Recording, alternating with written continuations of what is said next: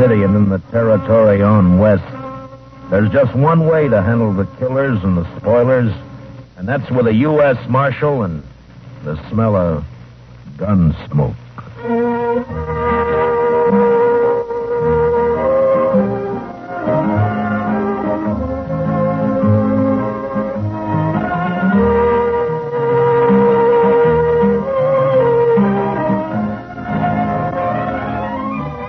Gunsmoke, starring William Conrad.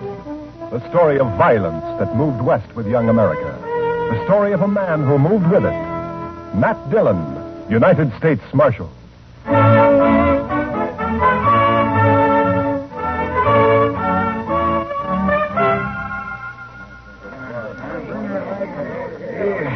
Howdy, Marshal. Hello, Mr. Biggs. Can I give you a hand? No.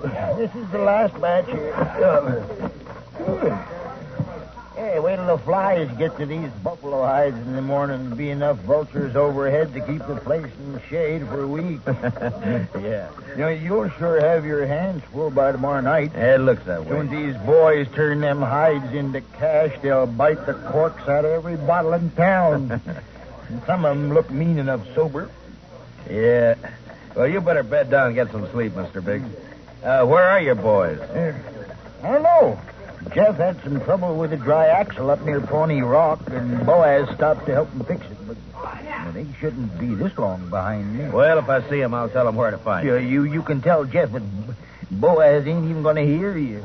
Why? What's the matter with him? Oh, he's riding higher than an eagle. You know that white buffalo you've been hearing about? The albino? Mm-hmm. Well, it's just Indian talk. Oh, you think so, huh? Well, if it is, Boaz sure shot himself a mighty scared buffalo. White as borax. That ought to fetch a price. Hey, anybody seen Marshal Dillon? Over here, Chester. You better saddle up, Mr. Dillon. What's the matter, Chester? Indian trouble. 2 men dead and a couple of wagons burned up out there. I found this. A war rattle made out of buffalo toes. Arapaho. Well, they haven't been making any trouble. Well, these did.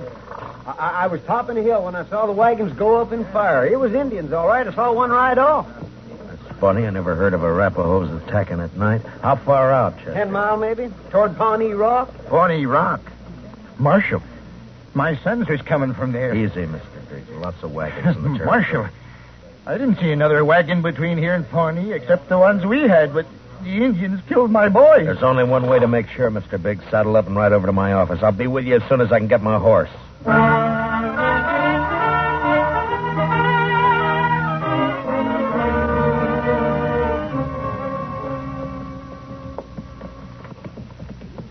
I cut back through those button willows over there when I spotted the wagons being fired. We must be close to it, then. Just over there. Right down yonder. See him? Yeah. I see him. We rode up and dismounted. The last glint of hope in Mr. Biggs' eyes died. His boys were there, all right. And it wasn't nice to see. Kill him. I'll get him first. I'll murder every redskin in the territory. We got to bring your sons in, Mr. Biggs. You know what the morning's going to be like. You don't want to leave them out here. Now, come on. Hey, look. Down there by the stream. Yeah, 4 of them. And they're not saddle horses. Mr. Biggs. Mr. Biggs. You recognize those horses down there? Yeah. I know them.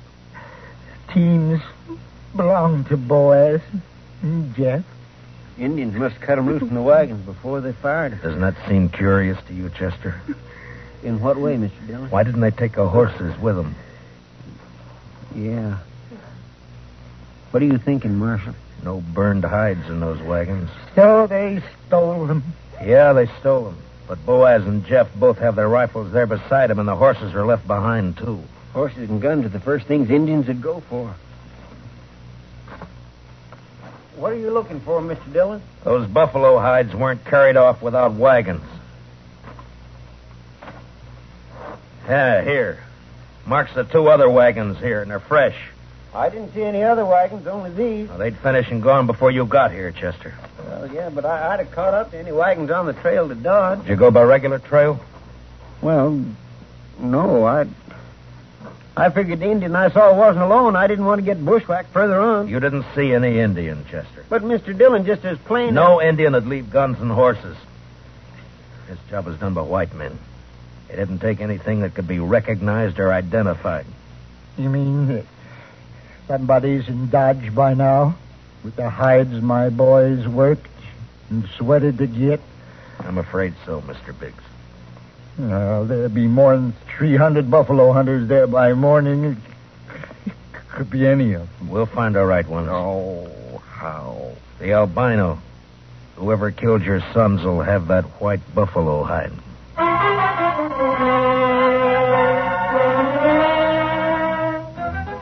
It was almost sunup when we got back to town, and more wagons had jammed the main street lining up for the unloading barns. I rode down the line, looking them over one by one. Howdy, Marshal. Some of the men would take their money, drink it up, and drift away. Few would stay long enough to be buried on Boot Hill. Then suddenly a wagon driver up ahead pulled out a line. Oh, hey, wait a minute. Oh, hold it there. Take your hands on that key. I'll take my hands off as soon as you get back to your place. Oh, I'm tired of waiting. Now, let go of that bit, mister. Don't do that, stranger. Get your hand away from that gun. Well, now, you know there's any law around you. There is, so don't try making your own. You got no right grabbing my team. I got plenty right when he tries to horn in front of me, Marshal. That's a lie, Marshal. He cut Never in mind. You both want to cool your heads out in jail? Now, what's your name? Tennessee's good enough. A lot of people from Tennessee coming into the territory. Most of them are pretty peaceful. That sounds like you're saying I'm not. You move pretty fast for that gun. Man can lose his temper. You lost yours 4 times, according to the notches you've carved into that gun butt, but don't try for number 5, not here. How about you? What do you call? Charlie Kell. Charlie Kell, huh? They ever call you Chuck? No, Heard of a Chuck Kell a couple of years back, come from Kentucky. not me. Man I heard about was a gunfighter, so he never wore gloves. See, you don't either. It's pretty rough on the hands. Thanks, Marshal. I'll make sure to take better care of him. Yeah, do that. I'll be around a while, Marshal. Maybe we can have another talk.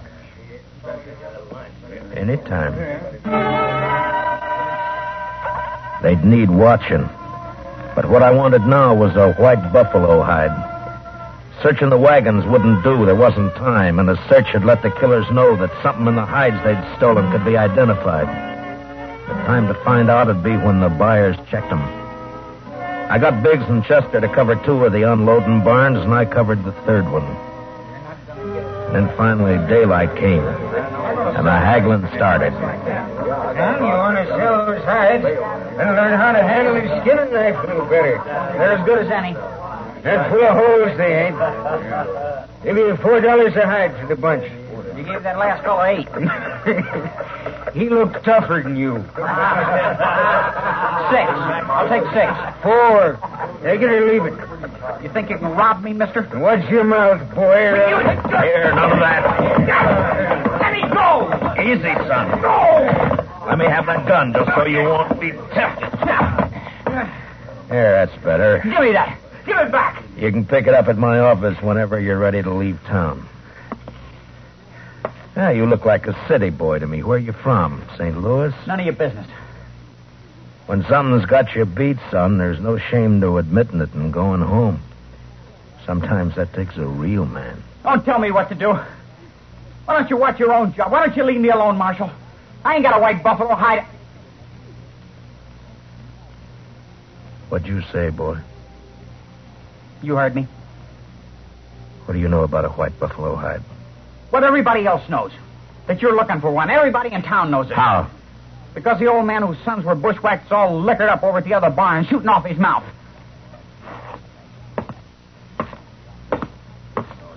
Don't go away mad, Marshal.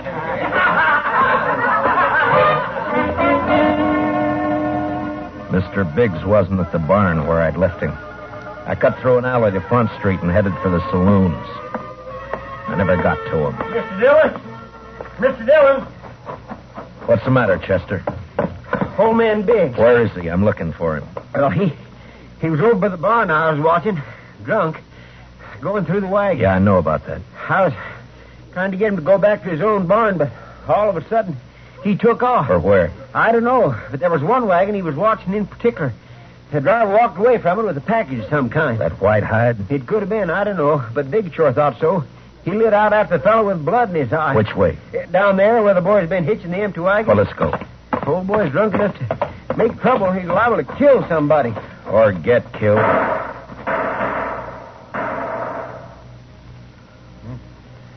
Too late, Mr. Dillon. Yeah. It came from there behind that row of wagons. You stay here, Chester. Be careful, Mr. Dillon. When I rounded the corner wagon, Mr. Biggs was sprawled across a wagon tongue, his eyes dead and open, staring at the ground.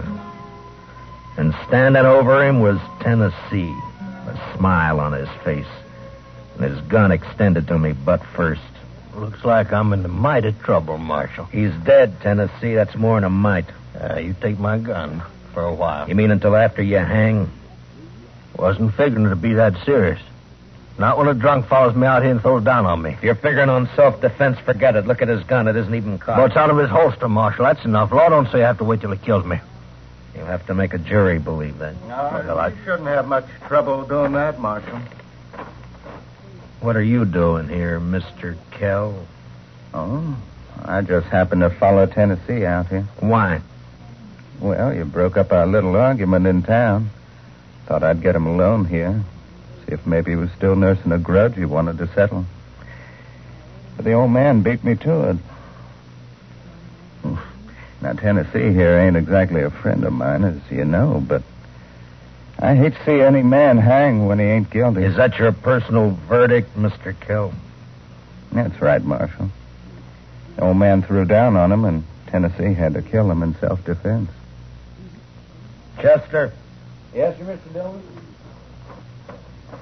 which one of them had the package? This one. This is the fellow the old man was after. All right, Tennessee, where is it?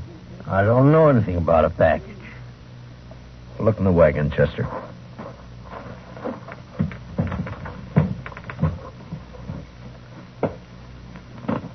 See anything? Nothing here. I reckon you can give my gun back to me now. All right, Tennessee. Here. Thanks. But if you decide to use it again while you're in Dodge or any place else in Kansas, I hope I'm there when you do. Well, now, don't you fret, Marshal. I'm sure you will be.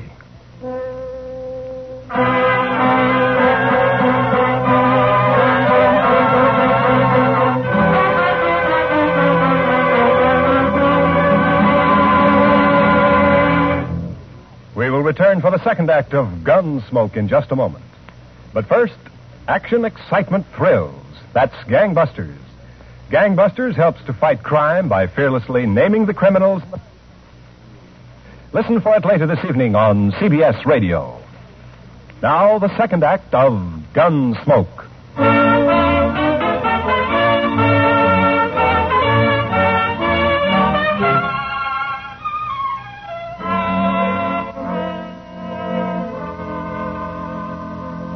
Just before sundown, we buried old man Biggs and his two sons up on Boot Hill. By the time the service was over and I rode down, darkness had fallen, and everything was going full blast. The town was roaring. Seemed like a good man, old Biggs. He was, Chester. So were his boys. Yeah, but there are too many men like Tennessee and Kell coming in, Mr. Dillon. They won't last, Chester. They'll keep coming, but they won't last. They'll take a gun and go against a man, but they won't sweat. They won't take root and build. We still gonna look for that hide? Yeah. Well, just what do you want me to do, Mr. Dillon? Tennessee and Kell will be in town, but their wagons are back there with the other empties. Ride back and look them over.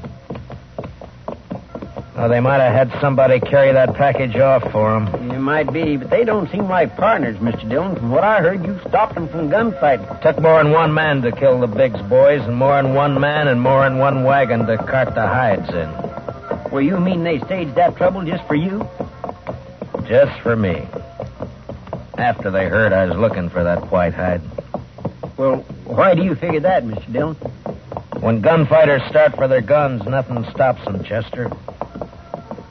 They both started, but they both stopped. I reckon you better take a look through those wagons. Yes, sir, Mr. Dillon. Where'll I meet you? I'll be checking the saloons.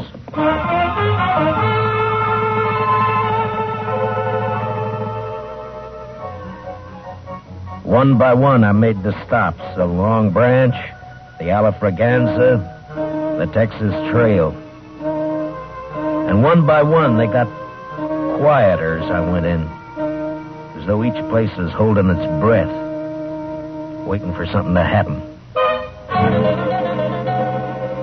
The last place was a Mexican hangout. A long, dark walk.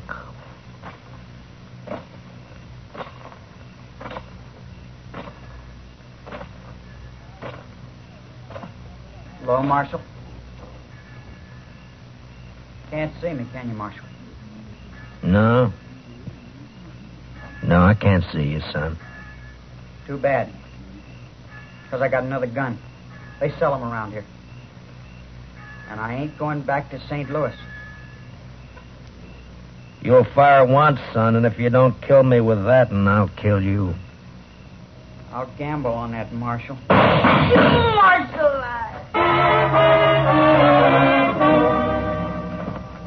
He lurched from the shadows into the street, staggered, and fell. And then he rolled over on his back, and his eyes struggled for a minute like they were trying to remember something. And then he went blank. Well, he was right about one thing. He wasn't going back to St. Louis. Well, what do you know? The marshal's real handy with a gun. Stay out of this, Kell. But I may have something to talk over with you later. Meaning what? If you don't know it, then you got nothing to worry about. I've been hearing a lot about how fast you are with a gun, Dillon. Anything to it? I'm still alive. Yeah. This your hobby, shooting kids? He was old enough to try to kill me. I don't like it, Marshal. That's too bad, Mr. Kell. The Chuck Kell I heard about would have loved it. They said he'd killed 2 kids under 16, one of them his own brother. No, you didn't hear the whole story, Marshal. The Kell you heard about killed a marshal, too.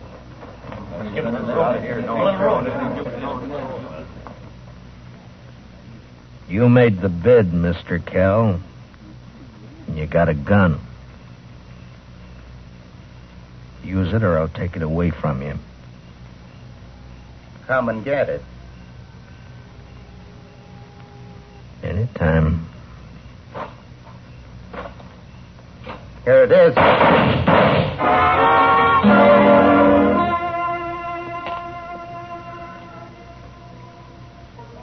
How you feeling, Mr. Dillon? I'm all right, Chester. Doc fixed your head. Wasn't much he could do for Kell, though. I hit him. If you didn't, he sure died for nothing. He was fast, all right. Boys say you made him look like a sleepy burro. Never even cleared his holster. And my head says different. You didn't get that from Kell. What do you mean? Tennessee was up the street with a rifle. He creased you. Huh? Where is he now? I don't know, Mr. Dillon. He rode out of town before I could stop him. I was the only one who saw him. I was coming up street to find you. All right. Let's get out of here. Did you find anything in the wagons? No, sir. But I found Tennessee's wife. Wife? That's right, Mr. Dillon. In a small wagon next to his. He's a squaw man. His wife's an Indian girl. Well, let's find her.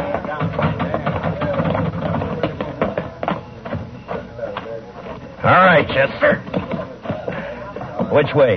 Edge of town, Mr. Dillon. Well, let's go.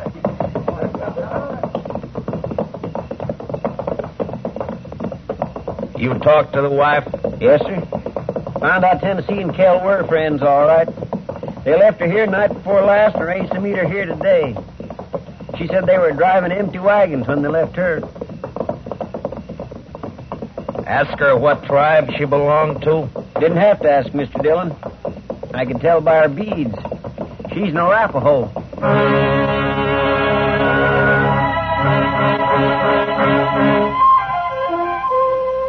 She was there, all right. Crouched by the wheel of a wagon.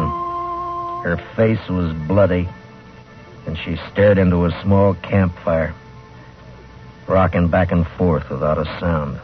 She wasn't beat up when I left her, Mr. Dillon. Where's your husband? He gone. Gone where? He gone. Tell me which way he went, and I'll bring him back to you. No. You lawman. Your husband had a white buffalo hide, didn't he? Tell me. No. Other man killed white buffalo. Then your husband took the hide away from him? Well, he buy. He buy hide. He didn't buy him. He killed 2 men to get him. He killed with Indian paint on his face. He left an Arapaho war rattle. He wants the blame to come to your people. If the white men think the Arapahoes are on the warpath, the soldiers will come. No.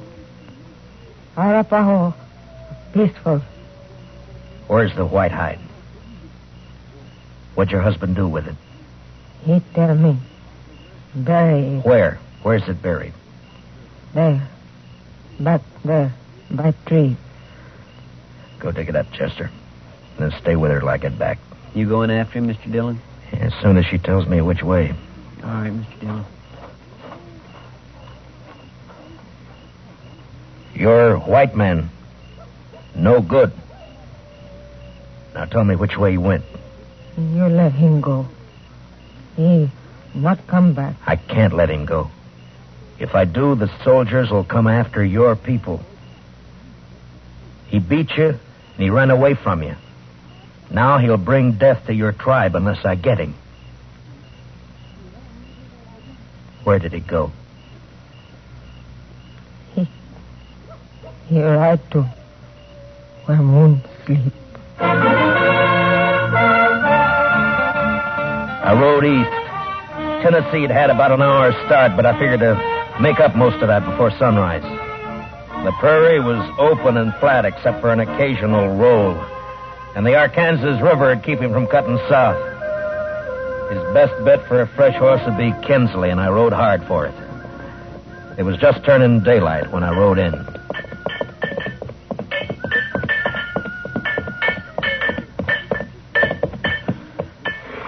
Well, howdy, Marshal.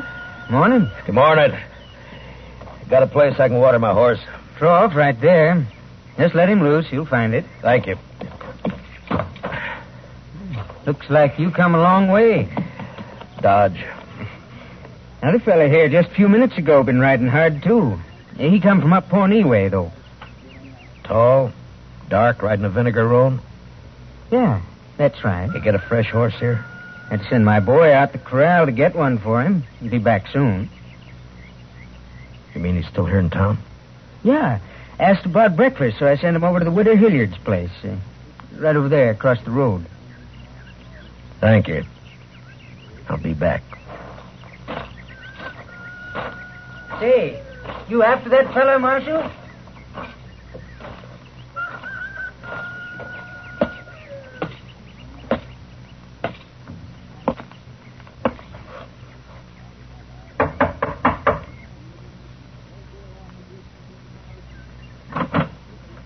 Yes? Understand you're serving breakfast, ma'am.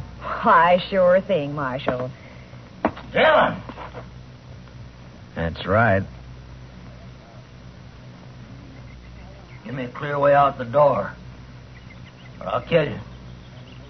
Come by me, Tennessee. I'll come shooting. That's all right. But just be sure you get me this time.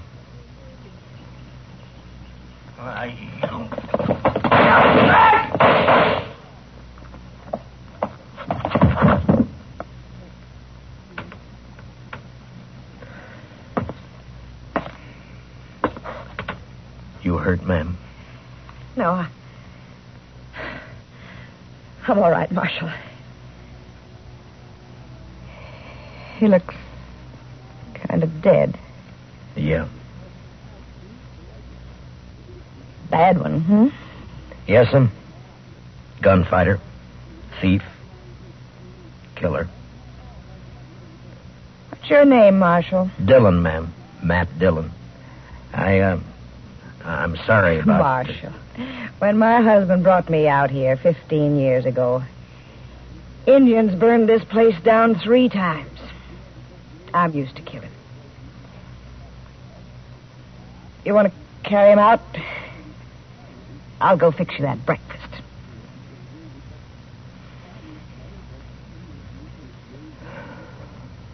Thank you, ma'am. It's a long ride back to Dodge.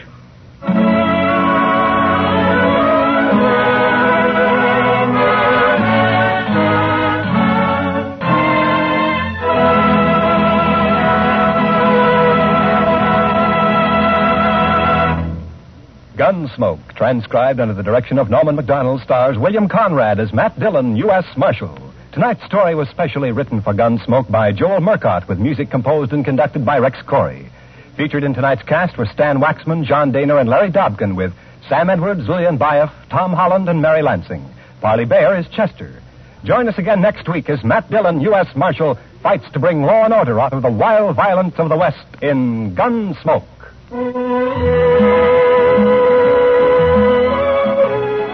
Something new in CBS Radio Newsroom coverage, World News with Robert Trout presents as a special weekly feature an interview with a crack CBS Radio News correspondent. This correspondent flies in from his post overseas to give you his authoritative eyewitness viewpoint on latest developments. Tomorrow afternoon on most of these same stations, World News with Robert Trout. This is Clarence Cassell speaking. And remember, from now to November, you'll find intensive, impartial campaign coverage on the CBS Radio Network.